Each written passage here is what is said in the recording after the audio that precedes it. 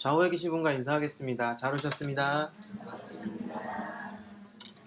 잘 오셨습니다. 여러분, 믿으면 복을 받는다는 말은 많이 들어보셨죠?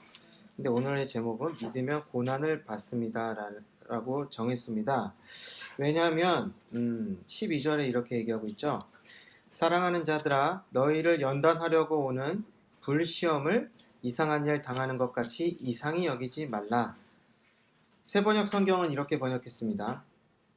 사랑하는 여러분, 여러분을 시험하려고 시련의 불길이 여러분 가운데 일어나더라도 무슨 이상한 일이나 생긴 것처럼 놀라지 마십시오. 그러니까 불시험, 시련의 불길, 이런 고난, 이런 것들을 이상하게 여기지 말라는 말입니다.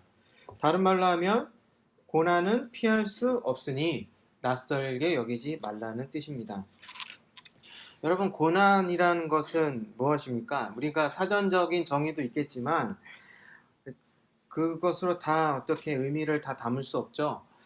이 고난의 모양이 너무나 다양하기 때문입니다. 순교를 당하는 것처럼 이렇게 극단적으로 죽임을 당하는 것도 고난이라고 할 수 있지만, 우리가 직장이나 가정과 같이 일상적인 영역에서 그런 받는 스트레스도 고난에 속한다고 할 수 있습니다. 때로는 알 수 없는 이유로 질병에 걸리기도 하고 열심히 일해도 직장에서 쫓겨나기도 합니다.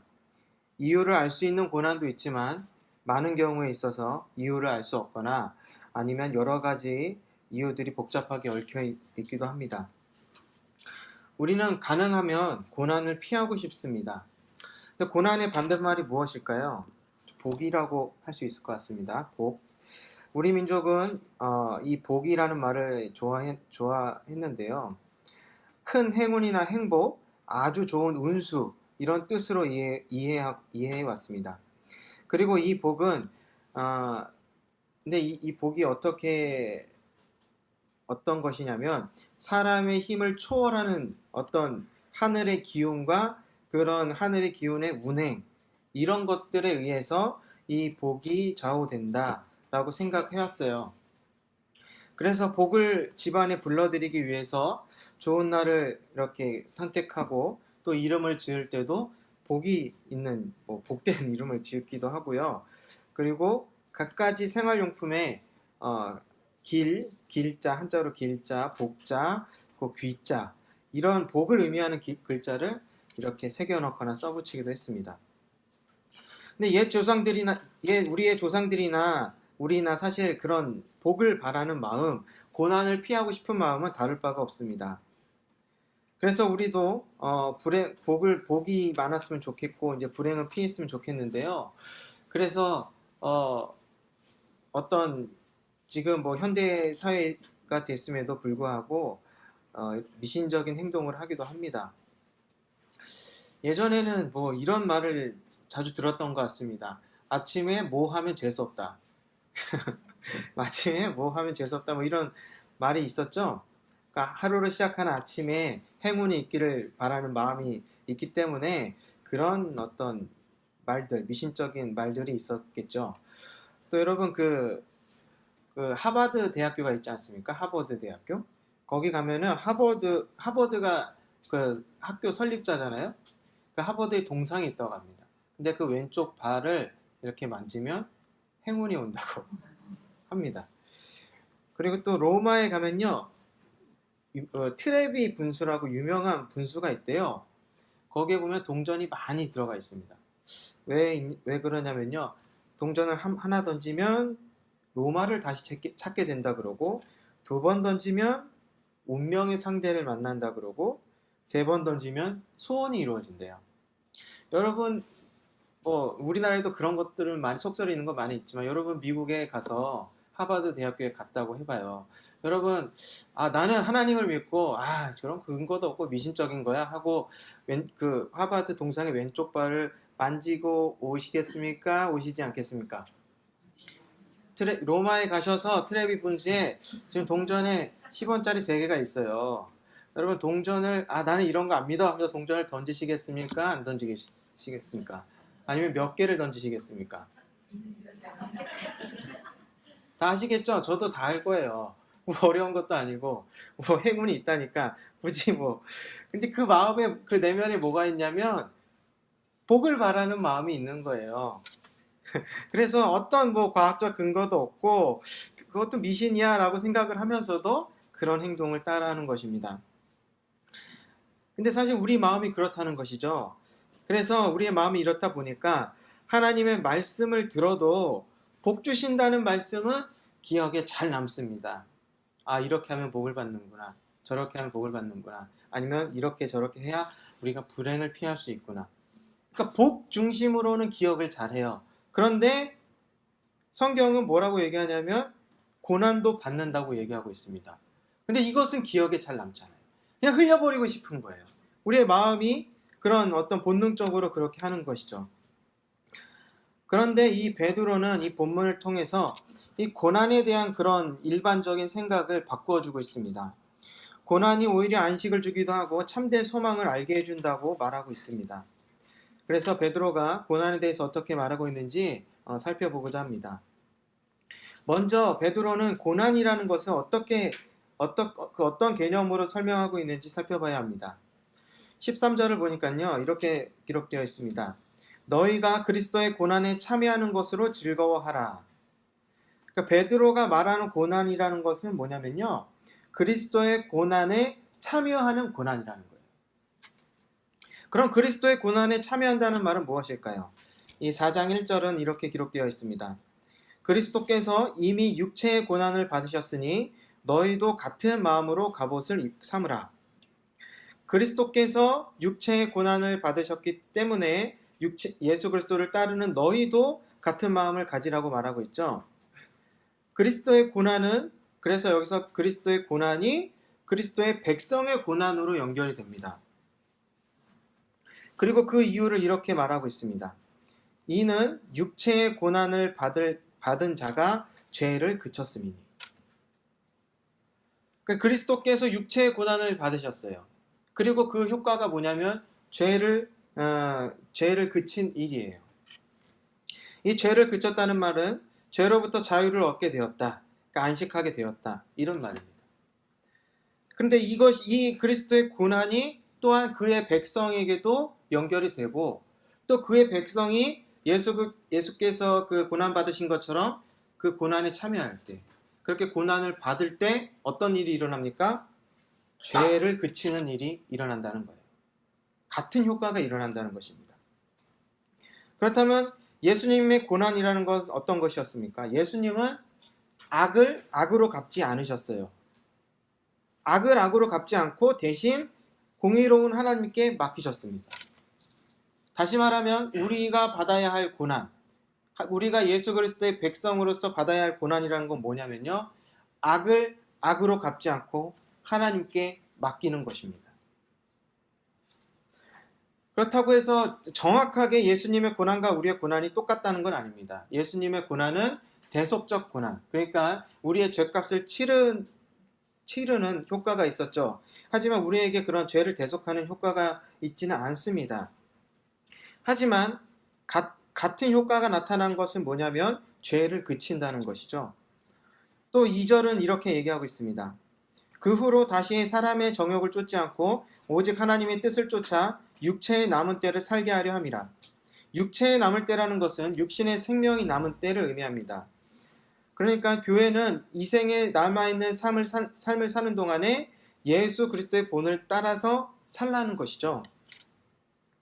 그러니까 하나님께서는 이제 우리가 예수 그리스도께 은혜를 받고 그의 백성이 되었는데 그 남은 인생을 어떻게 살아가야 하는가? 예수 그리스도께서 고난받은 것처럼 그걸 그대로 따라 살라는 거예요. 그러니까 고난이라는 것은 피할 수도 없고 오히려 삶의 지침이 된다는 것이죠. 그런데 문제가 있습니다. 우리에게 있어서 심각한 문제예요. 그게 뭐냐면 이 예수님의 이 십자가에서의 죽음과 고난, 그리고 부활하심과 그 영광, 이것을 우리는 좀 분리하고 싶어요. 분리하고 싶은 거예요. 무슨 말이냐면요, 고난은 예수님이 그냥 다 도맡아 했으니까 그건 예수님이 하셨나 보다. 근데 예수님께 성취하신 그 생명, 구원, 은혜, 이런 복들, 부활의 영광들, 이런 것만 우리가 취하고 싶은 거예요. 그런데 이 죽음 없는 부활이 있을 수가 없고요. 죽음 없는 부활이 있을 수가 없고요. 부활 없는 죽음은 허무한 것이죠. 이것은 서로 뗄래야 뗄 수가 없는 것입니다. 근데 우리는 이것을 분리하고 싶어요. 그러니까 예수님의 본을 따르고는 싶어요. 싫다는 게 아니에요. 예수님의 말씀에 순종하고 싶어요. 그런데 우리 마음에 심각한 문제가 발생해요. 그게 뭐냐면 고난은 피하고 싶다는 것입니다. 그럼 어떻게 해야 되는가? 우리만 그렇지 않았겠죠? 과거의 성도들도 그랬을 것입니다. 그래서 베드로는 13절에서 이렇게 얘기하고 있습니다. 오직 너희가 그리스도의 고난에 참여하는 것으로 즐거워하라. 이 말씀만 똑 떼어서 보면 이걸 받아들일 수 있을까요? 어렵죠? 어려워요. 그리스도의 고난에 참여하는 것으로 즐거워하라. 아니, 힘들어 죽겠는데 무슨 고난에 그것을 어떻게 즐거워할 수 있습니까? 고난이 여러분 익숙해지나요?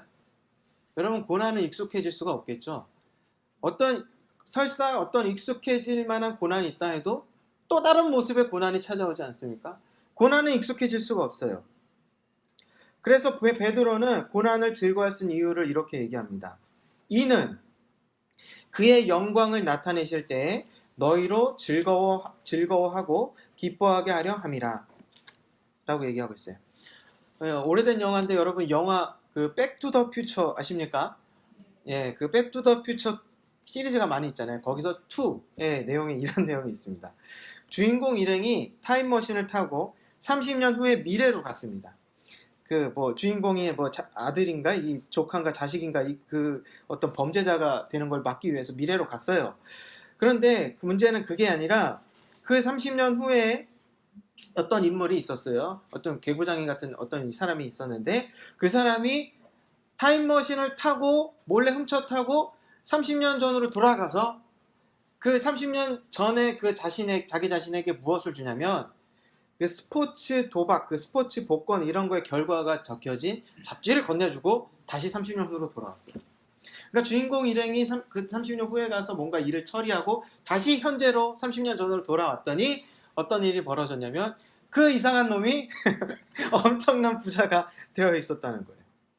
여러분, 30년 전으로 돌아갈 수 있다면 여러분 무엇을 하고 싶으신가요? 30년 전이 언제죠? 1987년 정도 되나요? 여러분, 다음과 네이버의 주식을 사시기 바랍니다. 그리고 일상과 분당에 여유가 되신다면 땅을 사세요. 돌아갈 수 있다면요. 미래를 알 수 있다면요. 예측할 수 있죠. 예측할 수 있는 대로 그 예측한 것이 바로 우리의 현재의 삶에 엄청난 영향을 주죠. 그래서 지금 어떤 선택을 해야 할지 그 예측한 것에 따라서 우리가 그렇게 선택을 하죠. 그래서 베드로가 그리스도의 고난에 참여하는 것을 즐거워할 수 있는 이유에 대해서 무엇을 얘기하냐면 미래를 얘기하고 있어요. 미래. 그 미래라는 것은 뭐냐면요. 그의 영광을 나타내실 때라는 거예요. 이것은 예수님께서 이 세상에 다시 오실 때를 얘기합니다. 예수님께서 다시 오셔서 구원하시고 최종적인 심판 그리고 구원을 이루시죠. 근데 여러분 생각해 보십시오. 우리가 앞으로 100년을 못 살잖아요. 그죠? 예수님께서 언제 오실지는 모릅니다. 수백 년 후에 오실지, 내일 오실지, 수천 년 후에 오실지 모릅니다. 그런데 현실적으로 우리는 지금부터 100년을 못 살기 때문에 적어도 100년 안에는 우리가 죽는다는 거잖아요. 그러면 죽음 이후에는 어떻게 되겠습니까? 예수님을 만나는 거예요.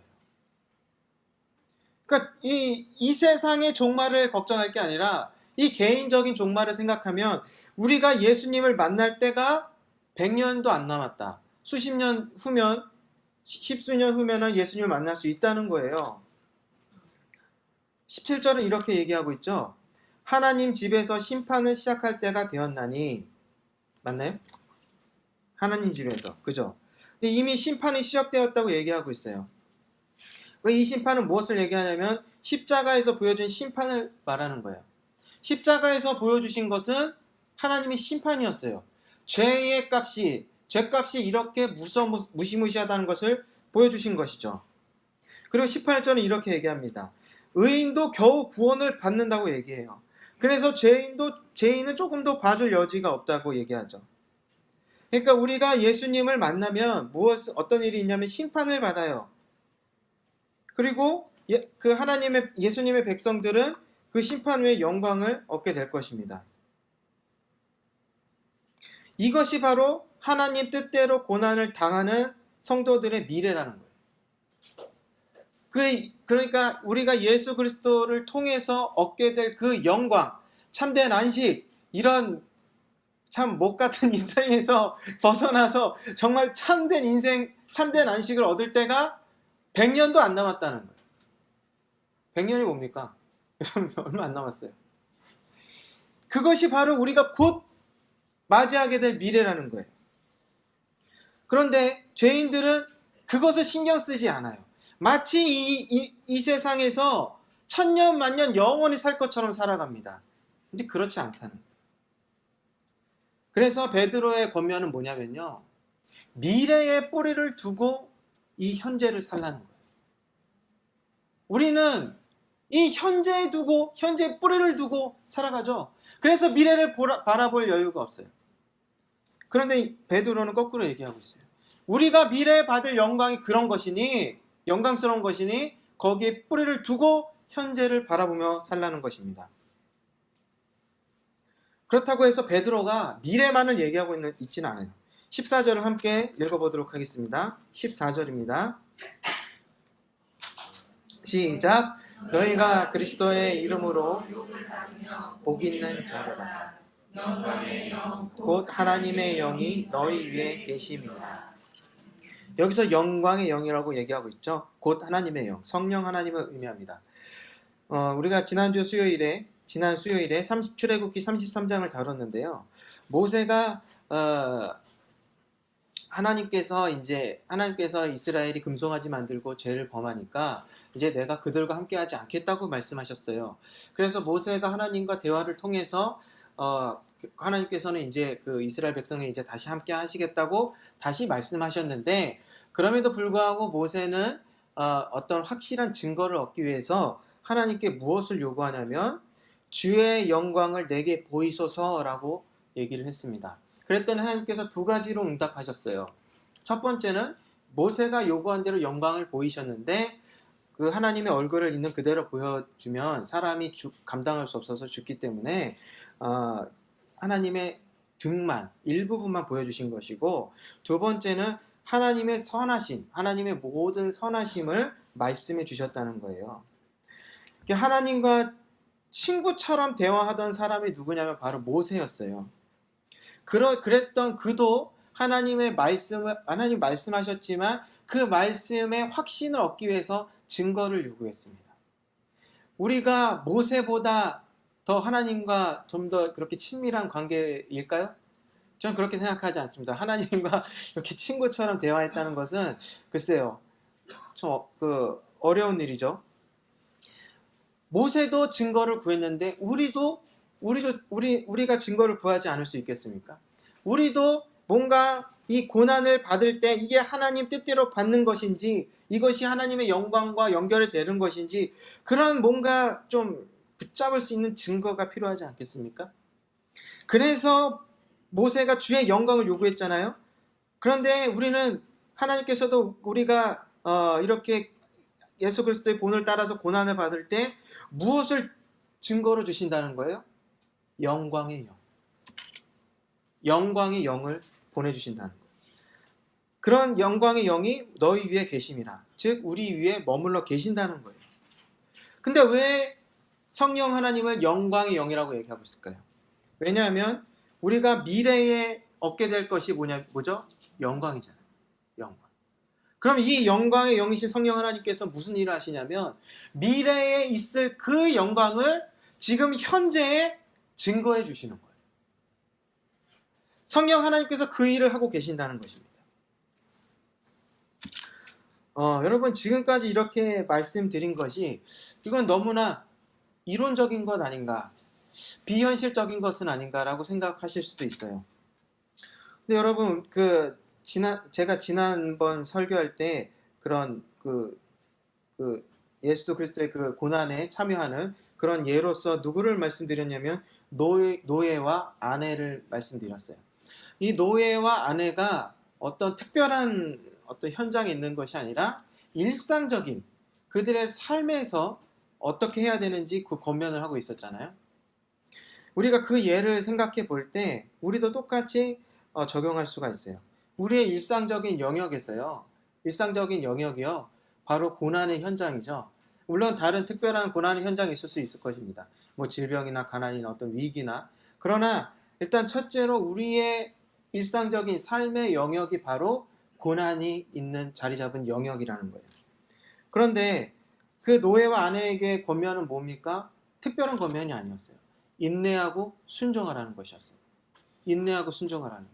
노예로서는 당연한 것이고 아내는 그 믿지 않는 남편을 둔 아내에게도 그 당시에는 아내들이 인내하고 또한 순종하는 건 당연한 일이기 때문에 어떻게 보면 특별한 일이 아니에요.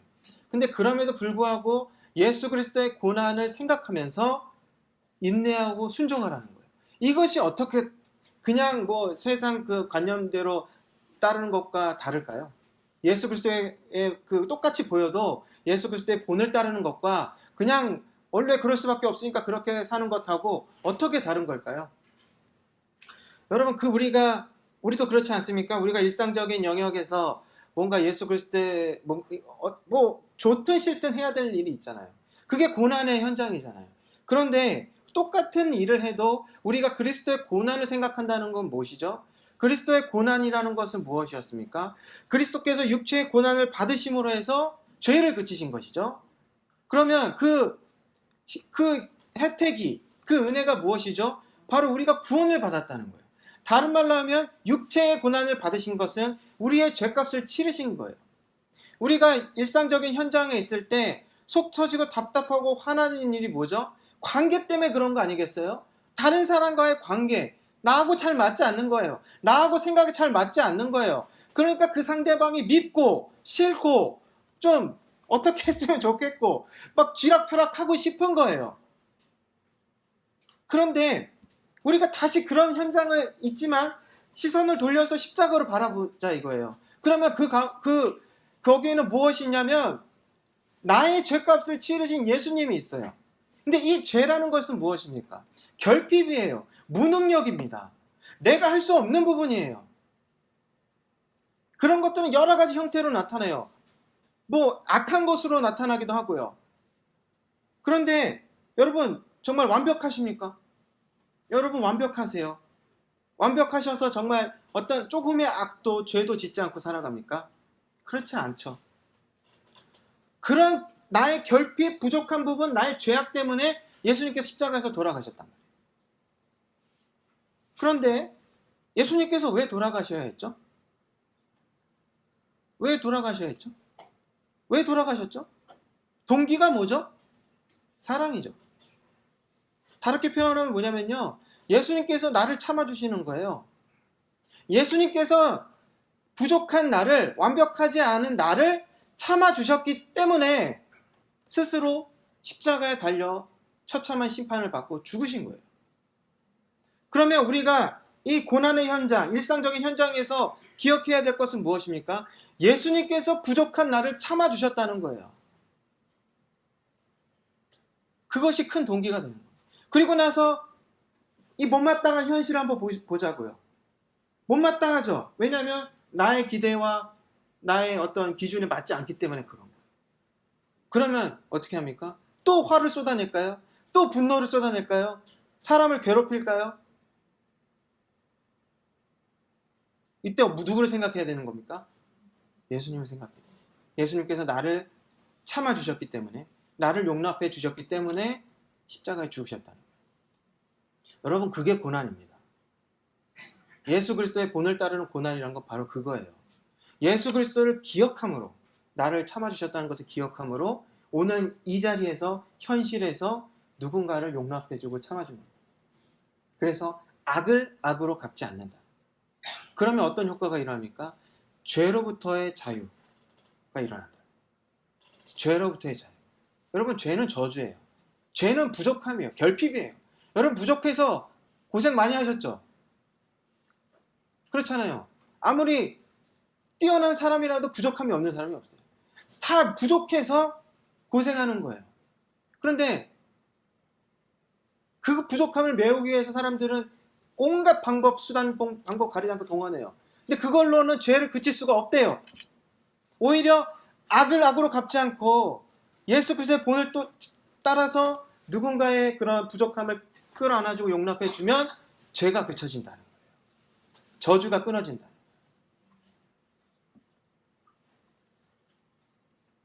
그리고 성령 하나님께서 이 과정을 통해서 진정한 그 미래에 우리가 얻을 그 영광에 대해서 증거해 주신다.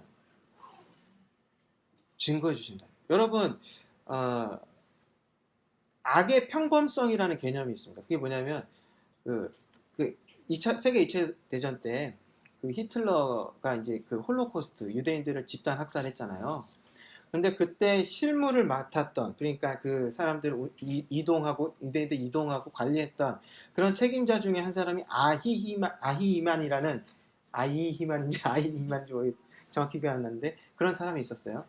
근데 그 사람이 잡혀가지고 1960 몇 년에 아무튼 재판을 받았어요. 근데 그때 자기를 이제 뭐라고 변하냐면 어쩔 수 없었다는 거예요. 명령이었기 때문에 어쩔 수 없다는 거예요. 여러분, 이 악이라는 것은요, 나의 개인적인 악도 있지만 이 사회적인 악, 이 구조적인 악이 있어요. 그리고 우리 그 구조적인 악인데 우리는 그걸 당연시 여기고 살아가요. 그래서 이래도 된다고 생각을 해요. 그런 거 많이 있잖아요. 그런 어떤 관례들, 그것이 설사 잘못됐다 할지라도 그것이 당연한 것을 여기고 그렇게 살아간다. 여러분, 악이라는 건 그런 거예요. 악이라는 것은요, 우리의 인생, 인류의 인생을 완전히 철저하게 짓누르고 있는 어마어마한 세력이고 힘이에요. 여러분, 그렇다면 영광이라는 것은 뭐죠? 그런 죄로부터의 자유입니다. 진정한 참된 안식이에요. 이것을 어떻게 표현할 길이 없어요. 그냥 단순히 나의 오감이 즐거운 것으로 표현할 수 없는 거예요. 진정한 자유와 안식을 얘기하는 거예요. 그 영광을 하나님이 맛보게 하신다는 거예요. 그리고 우리는 그 악을 어디서 발견하냐면 우리 자신에서 발견하잖아요. 그리고 이 악의 이 얼마큼 위험하고 끔찍한 것이라는 것을 알면 상대적으로 하나님께서 우리에게 주실 그 영광이 얼마큼 크다는 것을 또한 우리가 알 수가 있어요. 그 영광을 우리에게 알려주시는 분, 미리 증거하시는 분이 누구냐면 성령 하나님이시라는 것입니다. 베드로는 고난에 대해서 우리의 일반적인 생각을 바꾸고 있어요. 이 고난은 쉽다는 게 아니에요. 여러분, 베드로가 고난을 미화하고 있는 게 아니에요. 고난을 받아라, 열심히 받아라, 이런 게 아닙니다. 베드로는 어떤 태도를 얘기하고 있냐면 고난은 피할 수 없기 때문에 고난을 어떻게 받아들여야 되는지에 대해서 얘기하고 있는 거예요. 고난을 일부러 받으러 다녀라, 이런 얘기는 결코 아닙니다.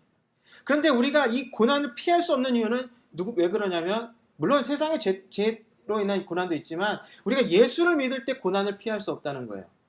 예수님을 믿을 때 피할 수 없는 이 고난은 쉽다는 게 아니에요. 어려워요. 힘들어요. 괴로워요. 그런데 이것은 무엇으로 연결되냐면 영광으로 연결돼요. 그래서 복 있는 자라고 얘기할 수 있는 것이고, 그리고 즐거워할 수 있다고 얘기할 수 있는 것입니다. 이 말씀을 기억하면서 이 시간 함께 기도하도록 하겠습니다.